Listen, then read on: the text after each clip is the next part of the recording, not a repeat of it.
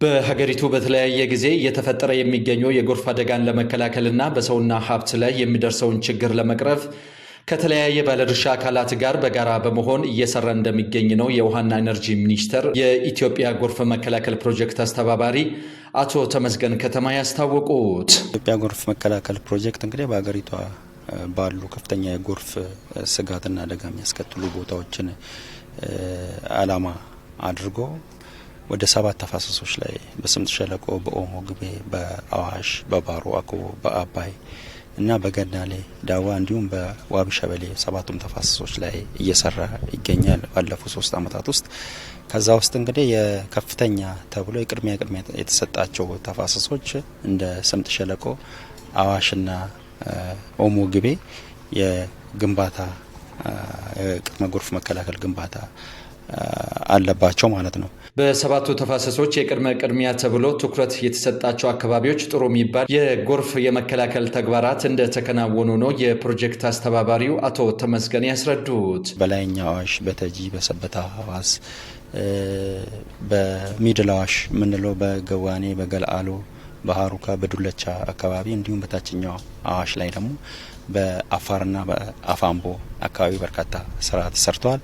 በስምጥ ሸለቆ ውስጥ በምንመጣበት ሰዓት ወደ ቡታጅራ አካባቢ ወደ መስቃን፣ አሳስ የሚባሉ ወንዝ በየአመቱ ከፍተኛ የጎርፍ ስጋትና አደጋ ሲያስከትል የቆየ ወንዝ ነው። እዛ አካባቢ ወደ ሻሸጎ አካባቢ ወደ መቂ አካባቢ እንዲሁ ከፍተኛ የጎርፍ ስጋትና አደጋ ያለበት አካባቢ አምና እዛ አካባቢ በርካታ ስራዎችን ሰርተናል። በደቡብ ኢትዮጵያ ክልል ከፍተኛ የጎርፍ አደጋ የሚከሰትባቸውን አካባቢዎችን በመለየት ከክልሉ ጋር በጋራ በመሆን የጎርፍ መከላከል ተግባራት መስራት በመቻላቸው ብዙሃኑን መታደግ እንደቻሉ ነው አቶ ተመስገን ያስታወቁት። በደቡብ ክልል በኦሞ ራቴ አካባቢ የቱርካና ሐይቅ ጋር ተያይዞ የቱርካና ሐይቅ ወደዚህ ወደ ኋላ በመሸሹ ምክንያት የዳሰነች ከተማ ኦሞ ራቴ የዳሰነች ወረዳ ኦሞ ራቴ ከተማ ላይ ከፍተኛ የጎርፍ ስጋት ነበር።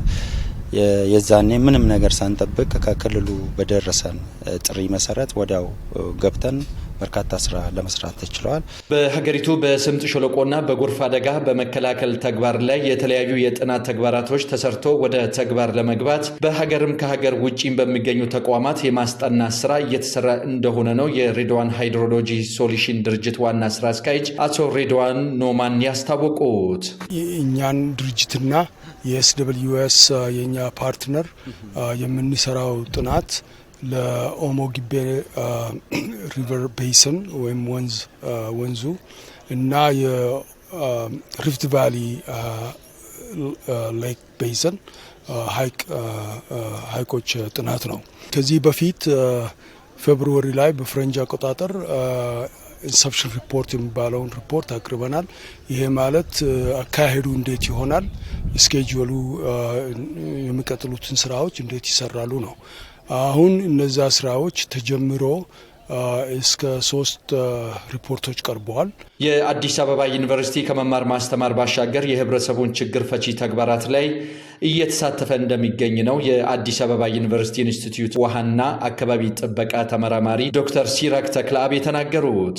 እንግዲህ በዚህ ወርክሾፕ ላይ የኛ ድርሻ እንደ ስቴክ ሆልደር አዲስ አበባ ዩኒቨርሲቲን በመወከል በኮንሰልቲንግ ፈርሞች የተሰራውን ይሄ የፍለድ ማኔጅመንት ስራ መገምገም ነው፣ ሀሳብ መስጠት፣ ትምህርታዊም ጭምር ነው። እነሱ የሰሩት ምን አይነት ሜቶዶሎጂ ተጠቅመው በምን አይነት ስልት እየሰሩ ነው፣ አካባቢዎችን በትክክል አውቀውታል ወይ የሚለውን ነገርና ቴክኒካል የሆነውን አስፔክት ማየት ነው።